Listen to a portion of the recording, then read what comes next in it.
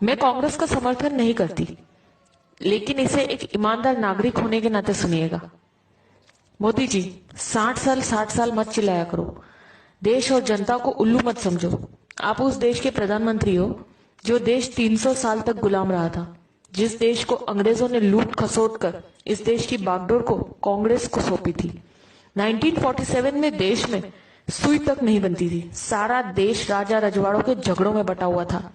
देश में मात्र 50 गांव में बिजली थी। पूरे राजस्थान मात्र में 20 राजाओं के पास फोन था। किसी गांव में नल नहीं थे। पूरे देश में मात्र 10 बांध थे। सीमाओं पे मात्र कुछ सैनिक थे।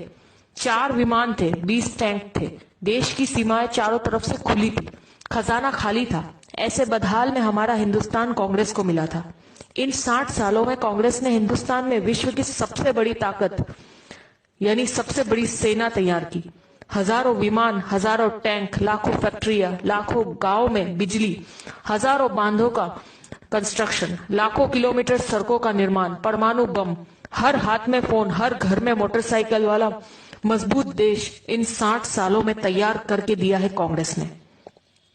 भारत ने पिछले 60 सालों में तरक्की भी बहुत की है। भूतपूर्व प्रधानमंत्रियों ने कई इतिहास रच दिए, जिसकी वजह से भारत आज एशिया की दूसरी सबसे बड़ी ताकत है।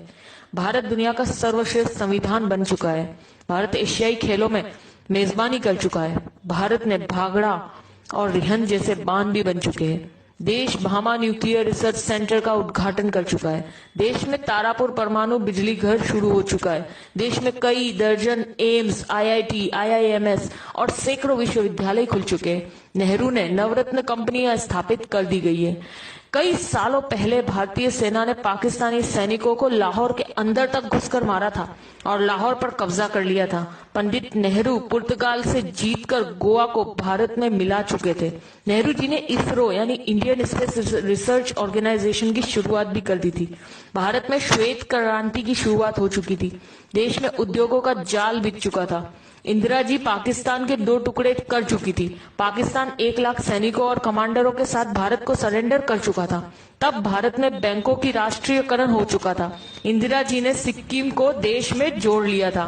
देश अनाज के बारे में आत्मनिर्भर हो चुका था।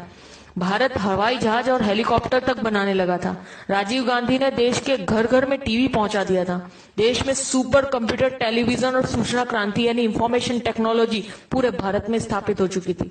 जब मोदी प्रधानमंत्री जी की शपथ ले रहे थे, तब तक भारत सर्वाधिक विदेश मुद्रा के कोष वाले प्रथम 10 राष्ट्रों में शामिल हो चुका था। इनके अलावा Chandrayaan, Mangal mission, GSLV, metro, monorail, अंतरराष्ट्रीय हवाई अड्डे, न्यूक्लियर पनडुब्बी, ढेरों मिसाइल, पृथ्वी, अग्नि, नाग, दर्जनों परमाणु संयंत्र, चेतक हेलीकॉप्टर, मिग, तेजस ड्रोन, अर्जुन टैंक, धनुष तोप, मिसाइल युक्त विमान, आईएनएस विक्रांत, विमान वाहक, ये सब उपलब्धियां देश ने मोदी के प्रधानमंत्री बनने से पहले हासिल कर ली थी।